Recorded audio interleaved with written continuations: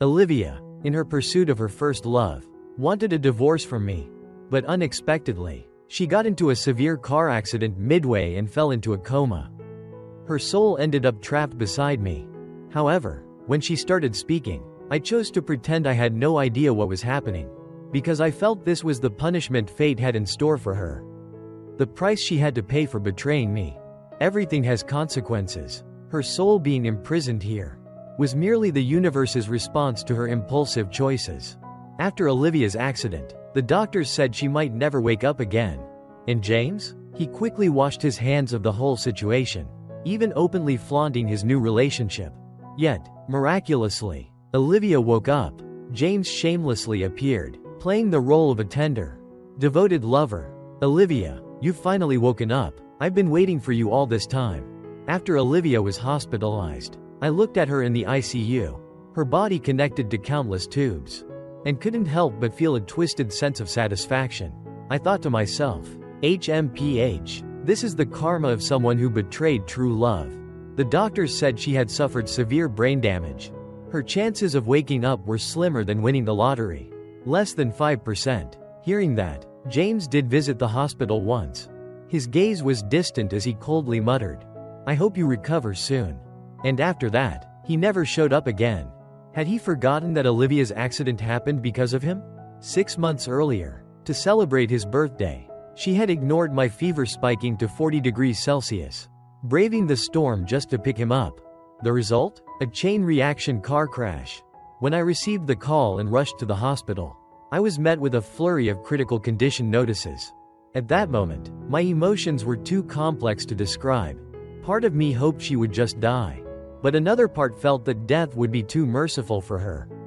Later, I happened to run into James at a restaurant. Out of kindness, or perhaps curiosity, I reminded him that the doctors had said, if someone important to Olivia stayed by her side often, talking to her more, there might be a chance for her to wake up. But he only sneered, what does that have to do with me?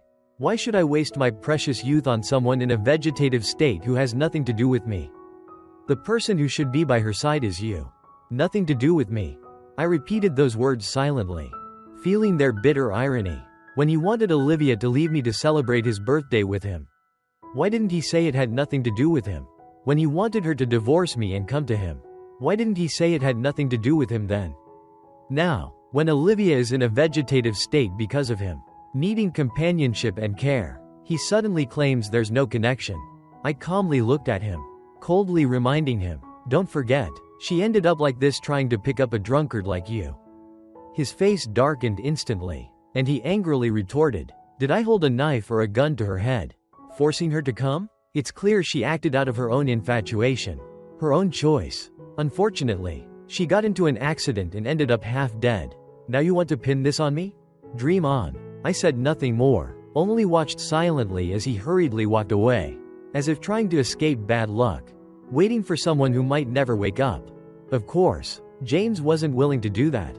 I tilted my head slightly, my gaze unintentionally brushing past the soul that had been following me for so long. Olivia's eyes were filled with disbelief, her brows tightly furrowed. She must have been feeling unbearable frustration right now. Little did she know that I could see everything. 2 weeks after the accident, one night, while I was dozing off in the study while handling work, a gust of wind blew in through the window, startling me awake. Through my hazy vision, I saw Olivia leaning against the bookshelf, her face full of sorrow. The white curtains gently swayed past her translucent figure, leaving me frozen, unable to react, just staring. Later, I called the hospital. The doctor said Olivia's condition remained stable, neither worsening nor showing signs of waking up. That's when I realized her entire body was faintly transparent. I stood up and walked toward her, pretending not to see anything. Reaching through her ethereal form, I grabbed a book from the shelf and returned to my desk.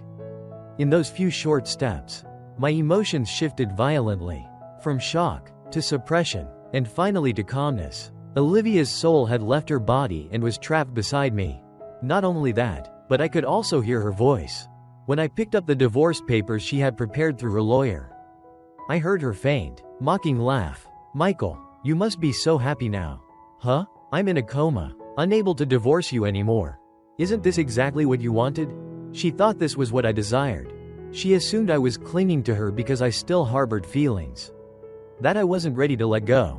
But in reality, I had already made the decision to move on long ago. Happy? No, I wasn't happy. But I wanted to make sure she wasn't happy either. So, I let her hear firsthand how James had completely cut ties with her. I quietly entered the ICU and approached her bedside. I couldn't deny it, even in a hospital gown. Her hair disheveled, her face pale, lying motionless on the bed. Olivia still possessed a beauty that could move anyone. But no matter how beautiful she was, in my eyes, she remained a source of danger. Because I understood well, beauty and danger often went hand in hand. The first time we met was at a friend's wedding. I was the best man, and she was the bridesmaid. From the very first glance, I mentally categorized her as someone to be cautious around. Aside from the moment I handed her a napkin when she got splashed with wine. We didn't interact much, but fate has its ways. No matter how hard you try to avoid it, it finds you. Not long after, we crossed paths again, this time when I saved her grandmother. From that day on, Olivia began appearing frequently in my life. Stuck in the rain, coincidentally running into her, and being driven home, on days off, dragged to parties by friends, only to find out it was her birthday celebration.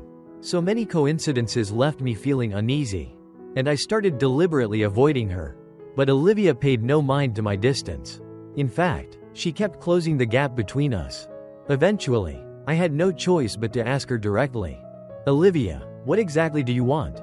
She smiled gently, her tone filled with meaning. "Michael, I'm pursuing you, can't you tell?" I couldn't understand why she was interested in me. But from that point on, she stopped hiding it and pursued me openly and fervently. I resisted at first, trying to guard my heart. But back then, Olivia was stunning, mature, witty, and gentle all at once. Every bit of her care and attention was solely for me. To be honest, for someone like me who had never been in love before, not being moved was nearly impossible. Falling for her was inevitable. It was only a matter of time. The turning point came on Valentine's Day that year. To successfully negotiate a contract, I ended up drinking heavily. Afterward, as I was leaving, I unexpectedly ran into a family of 3 in the adjacent room. My father, his mistress, and their illegitimate child. At first, I planned to pretend I hadn't seen them. But the child deliberately spoke up. "You see Dad and don't even say hello?" Immediately after, the mother chimed in. "That's right, Michael, your dad misses you so much. Sit down and have dinner with us." I stopped in my tracks, turning to look at the family of 3 who had once driven my mother to despair. Have dinner? I smirked coldly. Could I swallow such hypocrisy? Did they not fear my mother haunting them at night, unable to rest in peace? Perhaps my words were too provocative. My father immediately stood up, pointing a finger at me. "You ungrateful brat, shut your mouth," I sneered. "I don't have a father like you." Before I could finish, the woman threw a glass of wine straight at my face. Just as I was about to retaliate, a figure rushed forward and hurled another glass of wine at her. Upon closer inspection, it was Olivia. She stood in front of me, her expression icy, and said, "Enjoy your meal, murderers." With that, she grabbed my hand and pulled me out of the restaurant. Outside, the streets glowed under the dazzling lights of the night. Olivia gently wiped my face with a napkin, not bringing up the unpleasant incident. Honestly, it was the first time in years someone had stood up to protect me like that.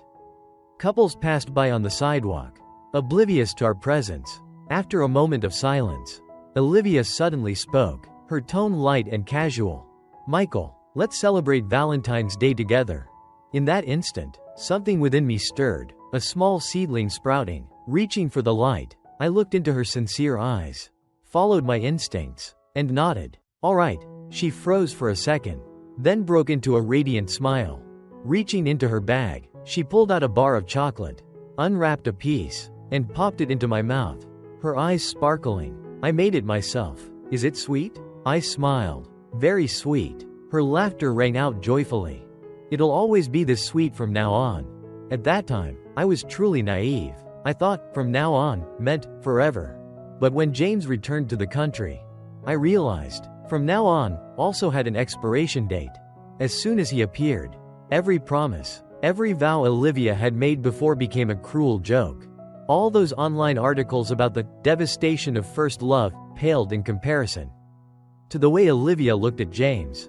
It was an old, tired story. James was the first love she'd never been able to have. Back then, he chose someone else and left the country. Yet, Olivia never stopped longing for him. And me? I was just a tool she used to reassure her grandmother. Her grandmother genuinely adored me. She treated me exceptionally well, baking my favorite desserts, preparing clothes for each season. Whenever Olivia and I argued, she always sided with me. With a stern expression, she would look at Olivia. How could Michael ever be wrong? Isn't everything he does for your sake? On her deathbed, she held my hand and whispered softly, "Marrying this girl means enduring hardship. But if the two of you can live happily together, I'll leave this world at peace." Olivia's eyes welled up with tears as she gripped my hand tightly, promising we'd make it work. But 8 months after her grandmother's passing, she reunited with James at a party. I noticed something was off from a small detail. That evening, over dinner, I told her about the heavy rain earlier that day and the double rainbow that followed. Online, everyone said it was a good omen, signaling joyous events ahead. I asked her if she had seen it. She froze for a few seconds. Only when she realized I was watching did she force a smile and ask, "Michael, what did you say just now?" I replied, "It doesn't matter. In school, I used to guess answers to tricky questions based on intuition. And I was usually right. Never did I imagine I'd use that same skill to decipher Olivia's behavior." In those few seconds of thought, I was certain the reason lay with a man. Yes, it was James. James, her senior from 3 grades above her. Back then, Olivia wasn't as beautiful or mature as she is now. Just an ordinary college student. How could she compare to who she is today? The rich young lady was also in love with James. So Olivia lost. But perhaps she never expected that James would break up with her and return to the country. And now, she's transformed completely. Everything fell into place perfectly. Separation exists only to reunite at the most ideal moment. I don't know how deeply Olivia loved James. All I know is that one word from him was enough to pull her away from me. Even though she was already married. Yes, James said he wanted to be with Olivia. And just like that, she destroyed my marriage. She destroyed me. Through doubt, interrogation, and desperate pleading, I struggled in despair. But Olivia simply frowned in disgust and pushed me away. "Michael, the way you look right now is repulsive." That night, I stood on the balcony all night, chain smoking cigarette after cigarette. I thought it through clearly. Olivia isn't at fault here. Even I find myself repulsive like this. So why should I feel sad? When she brought up divorce again, I asked, "In the 4 years we were together, was there ever a moment when you truly meant it?" She avoided my gaze, impatiently replying, "No." I fell silent for a few seconds, calmly nodding in agreement. She seemed surprised, eyeing me warily. "What are you scheming this time?" In the past, I always found excuses to delay the divorce. The one time I genuinely wanted it, she got into an accident because of James and fell into a coma. Then James decisively abandoned her and returned to his ex-girlfriend. Rumor has it that James came back to the country because the rich young lady, obsessed with her first love, had an argument with him, leading to their breakup. What we can't have, we always yearn for. Once lost, regret sets in. Wanting to fix things, James and Olivia gradually grew closer again. The rich young lady also returned to the country. It's hard to say whether James intentionally provoked her while being with Olivia. After all, Olivia had once been her rival in love. Just as Olivia decided to divorce me for James, the rich young lady suddenly went all out to win him back. She pulled out all the stops, resorting to extreme romantic gestures, using drones to send apologies, gifting rings surrounded by flowers, getting drunk and hurting herself deliberately. But James just silently watched, continuing to stay by Olivia's side. Not long after, when Olivia got into an accident, he agreed to reconcile with his ex. No one knows exactly what role Olivia played in all this, but that rich young lady did visit the hospital once. She even sighed in relief, saying, "I know it's wrong to think this way, but I'm really grateful for that accident. Olivia, this time, I've won again." Olivia's face darkened as she glared at her, but there was nothing she could do. from disbelief to rage, and finally, resignation. Olivia had no choice but to accept her fate. I calmly savored her pain, watching her silently trail behind me. I couldn't help but find it hilariously ironic. Back then, she was so desperate to sever ties with me. Now, she couldn't leave my side for even a second. Just like in the early days of our relationship, we used to share stories every day. Now, she had to follow me to work, gatherings, beer nights, and even discuss where we'd travel next. Over time, I began hearing her voice, filled with resentment. "I'm still lying unconscious in a coma. And you're in the mood to go on vacation? Do you even have a heart? Michael, you honestly don't care whether I live or die. Do you? Have you forgotten you're a married man? Stay away from that woman." The woman she was referring to was Sophia, the intern I was mentoring. Among all the interns I supervised, only Sophia didn't call me Director Michael. She addressed me directly by my name, Michael. Moreover, her abilities far surpassed those of the others. I honestly didn't care how people addressed me. Sophia's voice was clear and pleasant, and calling me by my name wasn't disrespectful in the slightest. But Olivia didn't see it that way. Whenever Sophia appeared near me, Olivia would angrily snap, "Michael, are you blind? Can't you see her ulterior motives?" I glanced at Sophia, the beautiful, innocent, well-mannered, and hard-working girl quietly doing her job. I truly couldn't understand Olivia. Why was she so worked up? I wasn't some naive, inexperienced boy. I wasn't blind either. How could I not notice Sophia's feelings for me? But with her looks, perfectly matching the current trend among guys, playful and cute, her personality was just as appealing. When she needed to act sweet, she did, and when calmness was required, she was colder than anyone else. I'd known her for a long time, and I'd almost never seen her lose control. Once, a colleague accidentally deleted the detailed plan she had worked so hard on. Yet, she remained composed, finished her breakfast, and then calmly tried to recover it as quickly as possible, or started over from scratch. After resolving everything, she even smiled and told the apologetic colleague, "It's fine, just be more careful next time." The only time I saw her panic was during a contract negotiation. After the meeting ended, she went to the car first, while I stayed behind in the lounge to rest before leaving. Unexpectedly, halfway through, I ran into a drunk man causing trouble. Clearly, he bumped into me first, yet he still made a scene, blocking my way and demanding an apology. If this had happened when I first graduated, I might have cowered and apologized out of fear. But now, things are different. I completely ignored him and turned to leave. When he angrily tried to swing the wine bottle at me, I immediately grabbed his wrist, restraining him from moving. Crash! The bottle fell to the ground, shattering into pieces. I kicked him repeatedly in the groin.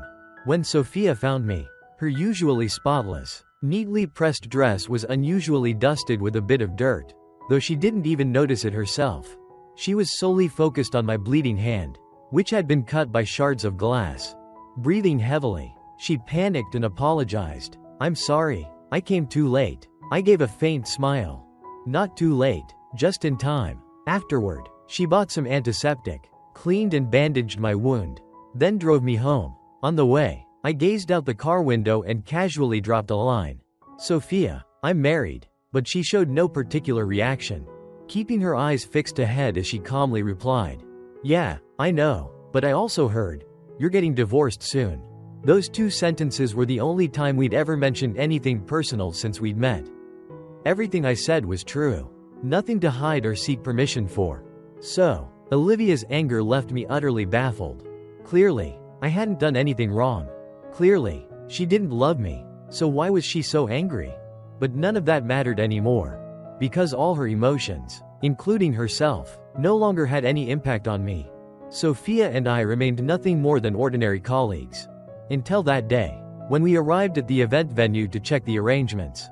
A towering steel frame suddenly collapsed toward me. Sophia reacted incredibly quickly, pushing me out of the way and taking the brunt of the fall. I only suffered minor scrapes on my arm, but she injured her waist and calf. I followed the ambulance to the hospital, anxiously waiting for the test results. When the doctor assured me she'd be fine and just needed rest at home, I received a call from Olivia's attending physician. Only then did I remember. When Sophia and I fell, The person who had been following closely behind me, frantically calling out my name non-stop, was Olivia, but now, she had vanished. At the same time, the phone switched to the doctor's voice. After examining Ms. Olivia, we've discovered her condition is gradually improving. There are signs she may soon wake up. I tightened my grip on the phone, stood silently for a moment, then went to the ICU. Standing before Olivia, still lying unconscious with her eyes closed, I chuckled mockingly. With less than a 5% chance of waking up, and yet you managed to survive? Whether Olivia would wake up or not, I didn't know. But half a month after I left the hospital, I heard another piece of news. James had broken up again. A long time ago, I once read this saying: cheating comes in only two types. One time, or countless times. So, Nana, his girlfriend, not long after they got back together, had gotten involved with some random internet heartthrob and demanded a breakup. This wasn't surprising at all. What truly shocked me, however, was that James had changed completely. He was no longer the charming playboy he used to be. In the middle of a bustling shopping mall, he screamed and cursed, alternating between furious yelling and kneeling to beg. From afar, I watched him, feeling a strange sense of déjà vu. Wasn't this exactly what I had looked like before? It was me back then. The version of myself who clung stubbornly to Olivia, refusing to let go, completely losing my mind, like a madman. The memory that stood out most vividly was my birthday. That day, I happened to see her sitting in a cafe with James, happily chatting away. She had clearly told me she was going on a business trip. In that moment, it felt like a bucket of ice water had been poured over me. And yet, my heart burned as if engulfed in raging flames. The pain tore through my chest. Blinded by rage, I rushed over and swept everything off their table. Olivia immediately stood up, angrily confronting me. "Michael, have you gone insane?" As for James, he simply smirked faintly, glancing at Olivia. At that point, Olivia lost all reason. I pointed straight at her face. "So what? Are you really going to marry someone who destroyed another family?" Without hesitation, Olivia slapped me hard across the face. The metallic tang of blood filled my mouth. That night, for the first time, she took the initiative to say to me, "Michael, let's get a divorce." I had loved Olivia deeply once. So even though my rational mind told me to let go, my heart couldn't bear it. I was still reluctant, still clinging. Even more so, I refused to let them have their way. In the end, I ended up hurting myself, both physically and emotionally. But now, James has tasted the same pain I endured. As for the last breakup, he had decisively walked away without looking back. But this time, he didn't. I couldn't help but suspect it was because of his pride. His fallback plan, the tool he used to provoke Nana. Olivia was already in a coma. Yet the drama continued. I stirred my coffee gently, intending to look away, but unintentionally, I caught sight of a faint figure in the shadows of the crowd, quietly watching James lose his mind. Days had passed, and her soul appeared again. Only this time, she was no longer trapped beside me. But she also couldn't come closer. That 3-meter distance was as close as she could get to me. I had thought that once she was free, she wouldn't follow me anymore. But unexpectedly, from then on, every morning when I left for work, I saw her standing under the ginkgo tree near the entrance of my apartment complex. Whenever she saw me, instinctively, she would take a step forward. But then, as if pulled back by some invisible force, she was pushed back to where she had been. Every single time. I didn't know. A wandering soul like hers, lingering in this world, could she still yearn for something? That someone might be able to see her or not? But there was one time, one late afternoon, as I stepped out of the bakery. I smiled faintly and glanced in her direction. In that moment, she seemed struck by lightning. Her eyes trembled with agitation, her lips quivering. From her lip movements, it seemed like she was calling my name. "Michael." I carried the small box of pastries and walked forward step by step, while she helplessly retreated backward, until I stopped at the spot where she had been standing, and she saw Sophia appear from behind, walking right through her body to stand beside me. After the previous incident, Sophia had been recovering at home. During that time, I visited her once with flowers and fruit. I also covered all her medical expenses, including hiring a caregiver for her. But Sophia didn't refuse any of it. When I asked her, Do you need anything else? She simply replied, my birthday is in a month. Now, she had recovered. On her birthday, I brought a cream cake and kept my promise to celebrate her special day. Sophia and I headed toward the parking lot. Olivia likely guessed what we were about to do, because amidst the bustling crowd, she screamed, Michael, you can't leave. Come back, come back. Michael. But I didn't hesitate. Stepping into the car. In the rearview mirror, I saw Olivia at the height of her agitation, her face filled with despair. For a fleeting moment, I recalled a tiny memory. Back when Olivia and I had just started dating, I switched jobs to another company. One evening, I had to work overtime, so I told her to eat dinner without waiting for me. Later, I planned to grab a late-night meal with my colleagues. But just as I sat in the car, my phone rang. Through the call, her voice carried a faint laugh, both helpless and gentle. Michael, I've been waiting for you downstairs for 3 hours. Are you really going to leave me hanging like this? Guilt immediately washed over me. Through the rearview mirror, I saw Olivia clutching a lunchbox. I quickly got out of the car, ran to her, and hugged her tightly. I asked, why didn't you call me instead of waiting here alone? She gently nuzzled into my chest and laughed softly. Of course, it's because I didn't want to bother my busy boyfriend. My thoughts suddenly snapped back to the present. In the rearview mirror, Olivia's faint silhouette grew smaller and smaller, until it became nothing more than a tiny speck. Sophia's voice broke the silence. What are you looking at? I chuckled lightly, joking, just watching a comedy play out. 15 minutes later, we arrived at the pre-booked restaurant.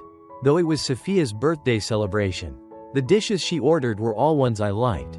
I sneakily glanced at the freshly opened cream cake, its citrusy sweetness filling the air. Looking at the cake, my mouth watered. After lighting the candles, I lifted the cake and smiled. Happy birthday, Sophia. Make a wish. The restaurant's lights were soft and dim. The flickering candlelight blurred her face, but I knew for sure she was gazing at me intently. Then, she closed her eyes gently and made a silent wish. I hope I won't be late anymore. I burst out laughing, set the cake down, and raised my glass of wine. Then I wish your wish comes true. After dinner, both of us were slightly tipsy, so we took a walk along the riverside. The water shimmered beautifully under the reflection of the lights. After a while, I sighed and decided to have a private conversation with Sophia. I confessed sincerely, even though I'm getting a divorce, you know. My ex-wife is still in a coma after her accident. The night breeze tousled her hair, making her bangs sway gently. But Sophia paid no mind to what I said. She tapped the railing lightly, tilted her head, and nonchalantly remarked, whether it's divorce or being single, either way, it ends up with the same result. At that very moment, I caught sight of Olivia. I wondered if the night breeze carried Sophia's words to her ears. But when I glanced over, all I saw was her silently staring at me, then letting out a self-mocking laugh, turning around, and vanishing into the wind. 3 days later, I received news that Olivia had woken up. The person who rushed to the hospital even more eagerly than me was James. The hospital room was cold and silent. He gazed at Olivia tenderly and whispered, I've been waiting for you. Olivia, finally, you're awake. I didn't even know how he found out. But the person who had just regained consciousness clearly had no interest in his confession. Her eyes remained fixed on me. I turned to ask the doctor, when can she be discharged? The doctor carefully replied, Miss Olivia has just regained consciousness. She still needs to stay in the hospital for observation and undergo rehabilitation therapy. If there's anything urgent, I gave a faint smile. There's nothing urgent. It's just, I want to proceed with the divorce. As soon as the words left my mouth, I heard a sharp sound. Olivia had knocked the glass out of James's hand, her bloodshot eyes glaring at me, seething with anger. Michael, you didn't even ask how I was doing, and now you're rushing to divorce me the moment I wake up. She truly excelled at twisting the truth. Clearly, she was the one who pressured me into the divorce, and now she was blaming me for it. Before I could say anything, I heard James's groggy voice calling Olivia's name. The entire room fell into silence. Looking at the shards of broken glass on the floor, I ignored her furious glare. I turned and left, leaving only one sentence behind. When you're discharged, let me know. We'll handle the divorce paperwork. From that day on, I never returned to the hospital. I heard that James visited every day. But honestly, I didn't care what he did. The most annoying part was that, every 2 or 3 days, the hospital would call to update me on Olivia's recovery progress. I wasn't even sure if these updates were necessary for family members. Tired of listening, the next time they called, I bluntly said, "She's an adult now. Don't call me for every little thing. Next time, unless she's dead, don't call again." As soon as I finished speaking, I heard the sound of shattering glass on the other end of the line, followed by James's panicked voice. The next time I saw Olivia was 2 months later, on a night when she had already been discharged. That day, I had taken my car to get repaired, and Sophia and I happened to be working overtime together. So she conveniently dropped me off at my apartment complex on her way.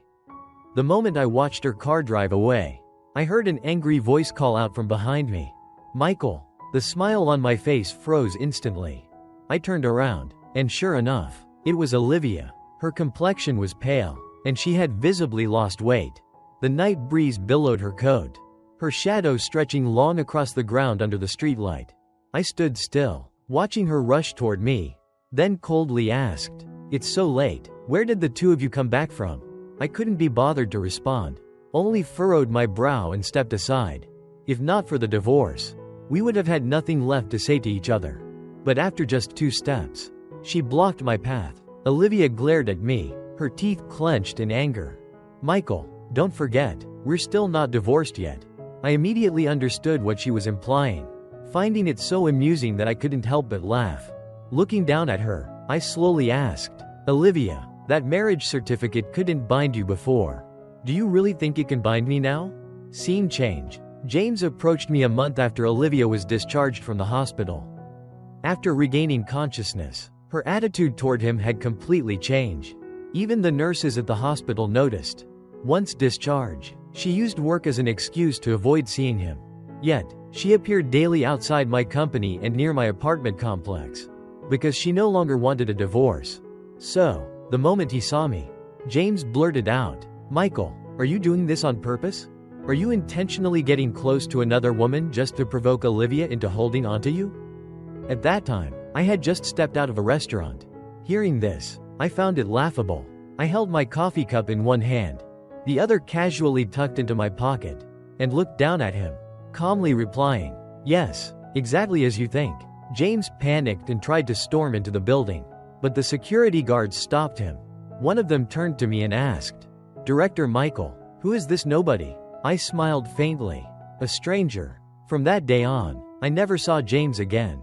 It was said that Olivia continued to treat him coldly, pushing him to his breaking point until he finally let go. Before leaving, James gritted his teeth and told her, "Olivia, you'd better not regret this. I won't give you another chance." Not long after, he started dating the daughter of a vice president in his company. But those harsh words didn't affect Olivia in the slightest. She still found every excuse to see me, persistently insisting, "Michael, I won't divorce you." I found it both amusing and mocking. Back then, she had done everything in her power to force me into a divorce.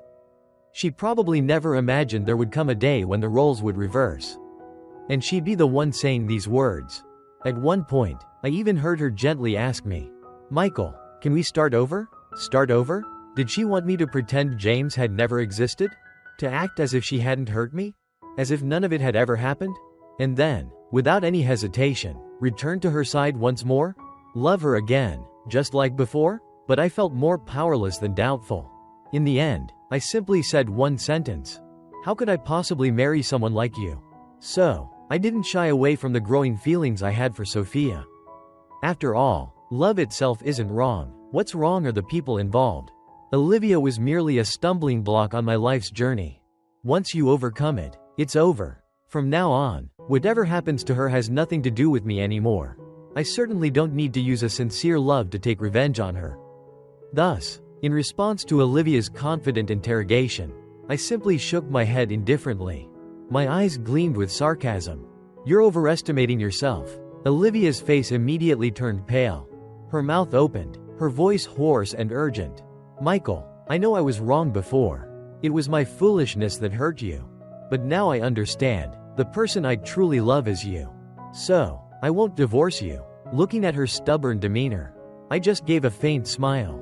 If that's the case, Olivia, you should also experience what it feels like to have the person you love think of someone else day and night. The knife she once stabbed into me had finally returned, piercing her instead. Olivia claimed that the person she truly loved was me. Honestly, when I heard those words, there wasn't even a ripple in my heart. I almost wanted to laugh.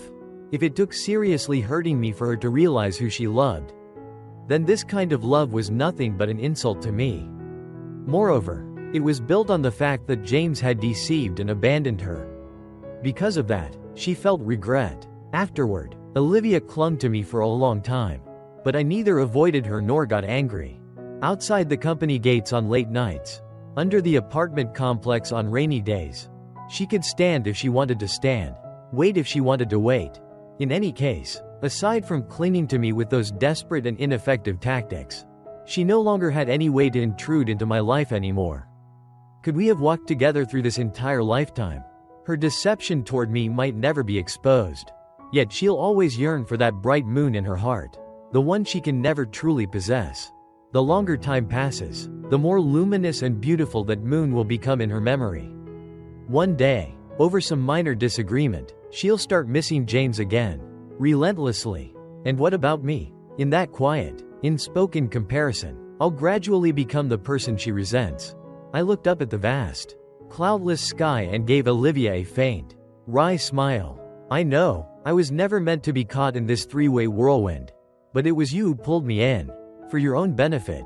After the divorce, my life didn't change much. I kept going to work, socializing as usual. Occasionally, after wrapping up a project, I'd take a short trip. There was just one difference. Sophia and I were together. 3 months after the divorce, I attended a friend's birthday party. While stepping out onto the balcony for some fresh air, a project partner approached me with a glass of wine. He was polished, courteous, and smiling as he said, "Remember that old movie we talked about during our collaboration? I recently found the original soundtrack CD. Would director Michael be interested?" We were both adults, his meaning was clear enough. I lifted the corner of my lips, ready to reply with a polite smile, when suddenly, a clear, bright voice cut in from behind him. "Sorry, but I was first in line. I'm Sophia." She wore a dazzling, elegant mermaid gown, her long black hair cascading down her back.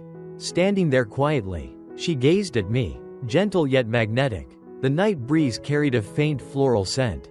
I broke the silence first. Glancing briefly at the wine in his hand, I said plainly, "Sorry, I prefer lemon water." A refusal only needs to be clear. No need for lengthy explanations. Soon, the balcony held just the two of us.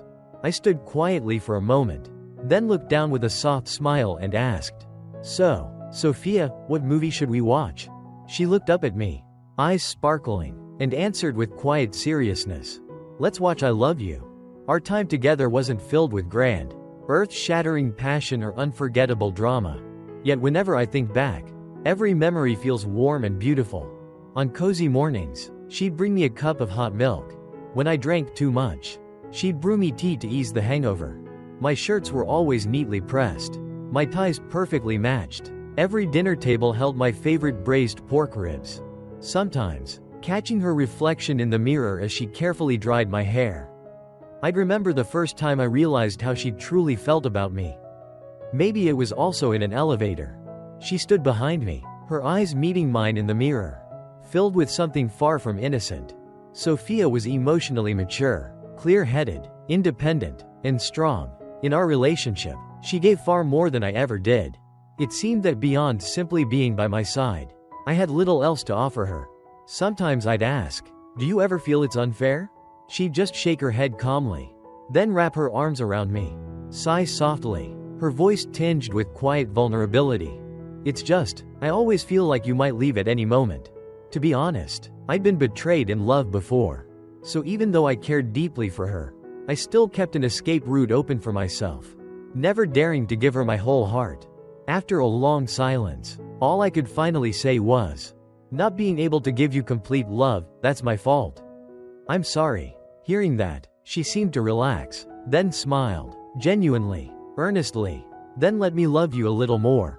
Our love wasn't perfect. I don't know how far Sophia and I will go. But being with her makes me feel comfortable and happy. So I'll cherish every single day. If it works, we stay together. If it doesn't, we part ways. Feeling comfortable with myself is enough. That's the lesson I learned from my failed relationship with Olivia. I ran into Olivia again 2 years after our divorce. It happened at a welcome back party for a friend who just returned from overseas. On my way back from the restroom to the private dining room, I was stopped at one end of the hallway. A crowd had gathered, buzzing with excitement, blocking the entire passage. I squeezed through the throng, curious about what was going on. To my surprise, the moment I glanced up, I saw Olivia, trapped at the opposite end. She stood there silently, her eyes fixed on me. I calmly looked away. When I finally took a closer look at the commotion, I saw a man shouting furiously like a madman. James, sometimes, I really have to marvel at fate. It truly is the most uncanny thing in the world. Because of that old affair years ago, the three of us were once again tangled together. Back then, James had briefly dated the deputy CEO's daughter, a wealthy, well-connected young woman. He barely courted her before rushing into marriage. And how did it turn out? Just 2 years into their marriage, she gave him the biggest betrayal imaginable. At the time, I couldn't decide whether to pity him for being betrayed yet again, or to applaud and say, karma's a real thing. But honestly, I hoped he suffered, every single minute, every single second, so he'd never forget how he'd once tormented someone else. Eventually, the crowd began to disperse. As I passed by Olivia, she suddenly called out to me, her voice hoarse, barely above a whisper. I'm sorry. I stopped, glancing at her briefly. Her expression was hard to read. A mix of sorrow, shame, and some deep, uncontainable pain. But I didn't care to analyze it. I simply said, calm and clear, I won't forgive you, and I hope you live a truly miserable life. And she did, miserably. Indeed, I'd heard that because of complications from a car accident. She'd been undergoing treatment abroad for years with no improvement. Her health had only grown worse. When she heard my words, her whole body visibly swayed. Just then, Sophia called out to me from across the room. I walked away. Olivia quickly turned her back. For a fleeting moment, I noticed how alone she looked. Her shoulders trembling slightly, yet not a sound escaping her lips. Back at home, I collapsed onto the bed. Too exhausted to speak, I absent-mindedly picked up Sophia's phone and scrolled through a few pages. Maybe she thought seeing Olivia again had brought back painful memories. Because she gently took my hand and said softly, I'm sorry I came late. Right then, I happened to scroll past an old photo in her album. And there I was, in the picture. Back in my 3rd year of college, I'd tutored a high school girl in English. Her parents had divorced. She lived with her mother, who was always too busy with work to pay her any real attention, beyond just her grades. The girl said she needed help with English. But in truth, she deliberately scored low on tests just to get her mother's attention. So more than a tutor, I became someone who actually spent time with her. Our final lesson felt like a quiet farewell. It happened to be her birthday. Not knowing her favorite flavor, I'd brought an orange cake. She didn't eat much, and I assumed she didn't like it. But as we said goodbye, she looked at me earnestly and said, I really liked it. That student was Sophia. The photo had been taken secretly. She'd propped her phone against a book and snapped a shot of me eating the cake. Truth was, the very first time we met again at the company, I'd already recognized her, but I never imagined she'd not only taken that photo, but kept it all these years. My heart skipped a beat. I wondered, when she said, I'm sorry I came late, was she referring to not leaving the private room with me sooner that night? Or to not finding me earlier, before Olivia ever had the chance to hurt me? But none of that mattered anymore.